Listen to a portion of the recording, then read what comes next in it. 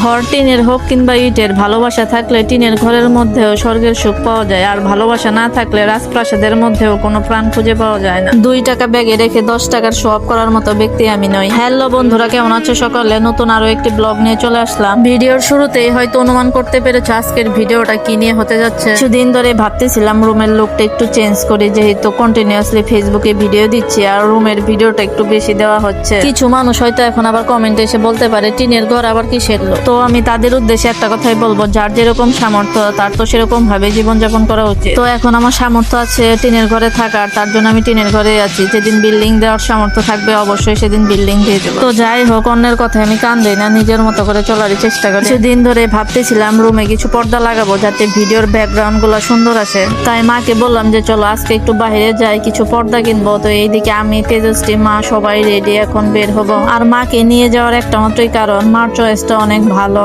কারণ মা যে কোনো জিনিসই অনেক সুন্দর চয়েস করতে পারে। তো আমরা গাড়িতে উঠে পড়েছি, আমি, তেজস্বী, মা। আমি তেজস্বীর সাথে একটু দুষ্টামি করতেছিলাম। আজকের ওয়েদারটা অনেক সুন্দর ছিল, চারপাশের পরিবেশটা অনেক সুন্দর ছিল। ফাইনালি চলে এসেছি। আজকে প্রচুর ভিড় ছিল। ফাইনালি আমরা চলে এসেছি পর্দার দোকানে। এই দোকান থেকে আমি আমার বাসার জন্য পর্দা কিনে দিয়েছিলাম। এই দোকানের দাদাদের ব্যবহারও খুবই ভালো। এই দোকানের পর্দাগুলোর কালেকশনও খুব সুন্দর সুন্দর ছিল, নতুন নতুন ডিজাইনের অনেক সুন্দর কালেকশন এসেছে। তো মা এদিকে চয়েস করতেছে বসে বসে। সুন্দর একটা পর্দা কিনেছি, আসলে অনেক সুন্দর। তো মা আমাকে বলতেছিল যে কিছু গজ কাপড় কিনবে প্রিন্টের। তো মাকে নিয়ে একটা গজ কাপড়ের দোকানে গিয়েছি, অনেক সুন্দর সুন্দর গজ কাপড় ছিল সেই দোকানে।